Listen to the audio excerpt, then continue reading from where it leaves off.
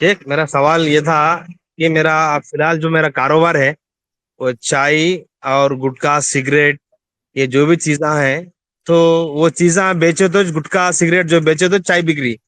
ابھی میں 2 مہینہ لگا کے میں تو بیچ میں پھر میں بند کر دیا 8-10 دن سے، تو کاروبار پورا ڈاؤن ہو گیا. تو اس کے لیے بارے میں کیا کر سکتا ہوں، کیا ہے؟ دوسرا کام بھی میرے کو نہیں آتا.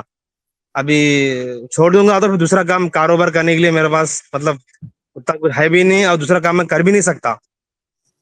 جی تو یہ دیکھیے، کہاں تک مطلب؟ جی اکثر جو چائے کی دکانیں آپ پائیں گے ہندوستان میں، ان میں گٹکا سگریٹ نہیں ملتا ہے. اکثر دکانوں میں ہو کچھ دکانیں ٹھیک ہے مل جائیں گی کہ وہاں آپ کو چائے بھی ملے گی اور گٹکا اور سگریٹ بھی ملے گا، لیکن جی ہاں اکثر دکانوں میں تو ایسا نہیں ہے. تو آپ بتائیے کہ وہ دکانیں کیسے چلتی ہیں؟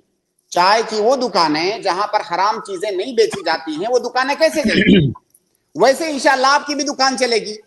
اور آپ یہ یاد رکھیں کہ انسان جب برائی کا راستہ چھوڑ کر کے بھلائی کے راستے پر آتا ہے، حرام کو چھوڑ کر کے حلال کو اختیار کرنے کی کوشش کرتا ہے، تو اس کے اوپر آزمائش آئے گی. قرآن کی آیت ہے کہ کیا وہ لوگ سمجھتے ہیں کہ ایمان لائیں گے اور ان کا امتحان نہیں أَفَحَسِبْتُمْ أَن ہوگا؟ تَدْخُلُوا الْجَنَّةَ وَلَمَّا يَأْتِكُمْ مَثَلُ الَّذِينَ خَلَوْا مِنْ قَبْلِكُمْ مَسَّتْهُمُ جی الْبَأْسَاءُ وَالضَّرَّاءُ. جی بالکل. تو جب آپ ایمان لائیں گے، یہ صرف ایمان کا مسئلہ نہیں ہے، یہ غلط راستے سے صحیح راستے پر آنے کا بھی مسئلہ ہے. جب آپ جو ہے اللہ کے راستے پر آئیں گے تو آپ کا امتحان ہوگا، اور اصل کامیابی تو وہی ہے جو امتحان کی کامیابی ہے.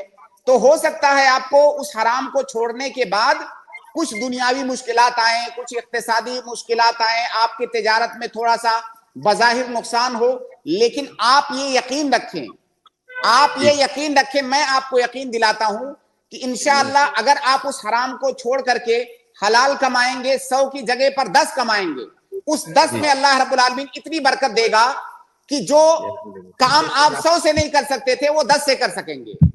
جی یہ اس ضرور. پر ہمارا ایمان ہے، یقین ہے، اور یہ پورے وثوق سے یہ بات میں کہہ رہا ہوں. اور ایسی بہت ساری مثالیں میں نے خود اپنی آنکھوں سے دیکھی ہیں. آپ اس حرام کو چھوڑیے اور یہ اپنے دل میں توکل رکھیے کہ اللہ رب العالمین کے لیے میں نے اس حرام کو چھوڑا ہے، اللہ رب العالمین میرے لیے کافی ہے. انشاءاللہ کچھ دن بعد آپ کی تجارت بھی چل پڑے گی، اور جو پریشانیاں ہیں وہ پریشانیاں بھی دور ہو جائیں گی.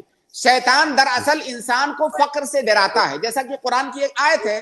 آیت اس طرح سے ہے: الشیطان یعدکم الفقر ویأمرکم بالفحشاء واللہ یعدکم مغفرۃ منہ وفضل واللہ واسع علیم. جی سورہ بقرہ کی آیت ہے. شیطان انسان کو فقر سے ڈراتا ہے. تو یہ ڈر ہی ہے، جو سوال میں آپ نے کہا یہ ڈر ہی ہے کہ میں نے اگر ایسا چھوڑا تو میرا بزنس ٹھپ پڑ جائے گا، نہیں چلے گا، لوگ گراہک نہیں آئیں گے.